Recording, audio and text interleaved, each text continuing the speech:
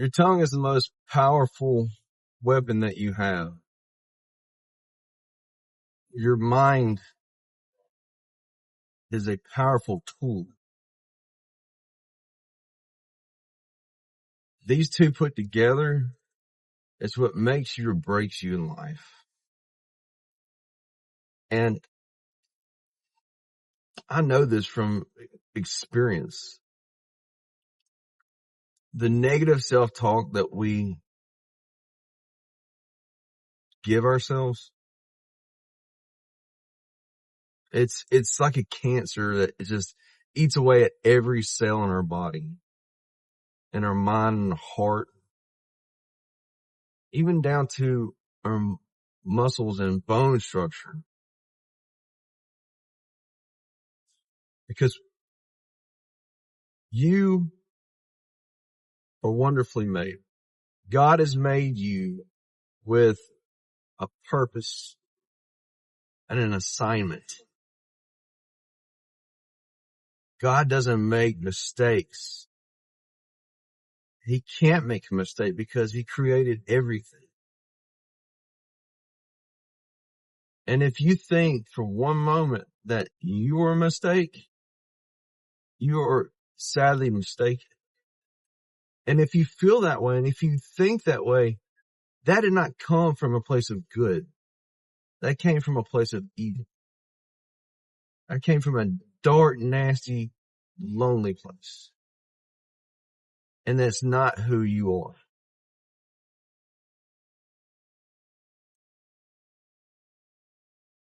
I struggle with this still to this day.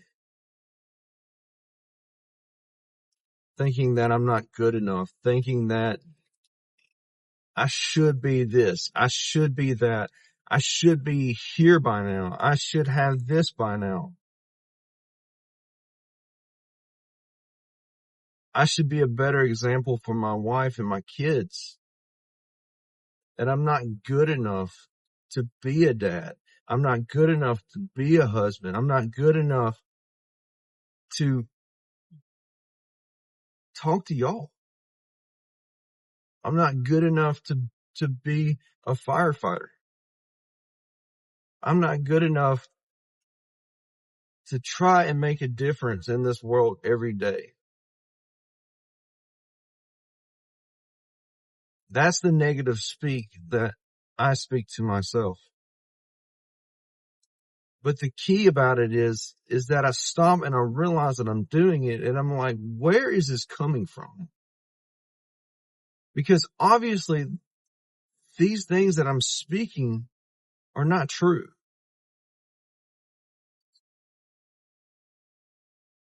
And then I realize that these thoughts and these words that I speak translate into my actions in everyday life. It translates into how I carry myself, how I speak to others, how I lead by an example to my wife and kids. And when you think of leadership, you don't think about leadership being in a bad way, but you act out what you think. You act out what you speak. You act out what you believe. Whether you're saying it out loud or not, you're still putting it out there with your emotions, with your mental state, with the way that you carry yourself. And it's nasty. And the craziest part about it is you don't even realize you're doing it in the moment. Have you ever had someone say, "Hey, are you okay?" And you're like, "Yeah, I'm fine." Why? Well, it's because you're carrying yourself a certain way and it makes it look like that you're not okay. And I'm not saying anything bad about it. I'm just saying that if you're caught up in your mind like that, your face looks that way too. If you're caught up in your mind like that, then the way you walk and present yourself looks that way too. So if you're concerned about being a good leader for your wife and kids, this is pertinent. But the failure is only in the inaction to fix it. And that's it. If you realize that it's going on and you fix it, then you won. It's not a failure. But if you are experiencing these things and you just let it ride and dwell in your pity and continue to feel like the victim, that's when you lose. But you can still overcome that.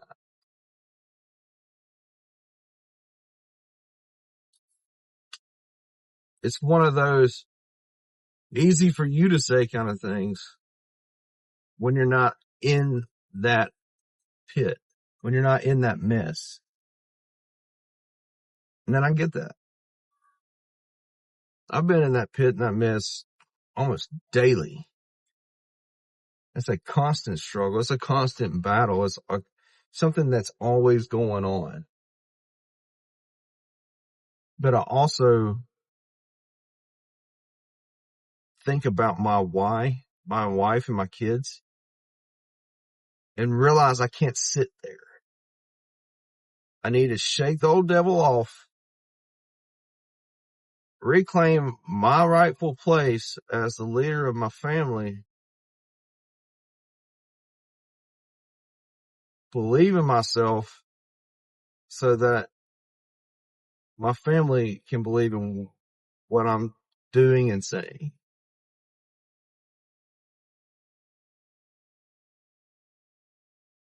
But the negative self-talk will beat you to your knees and keep you there.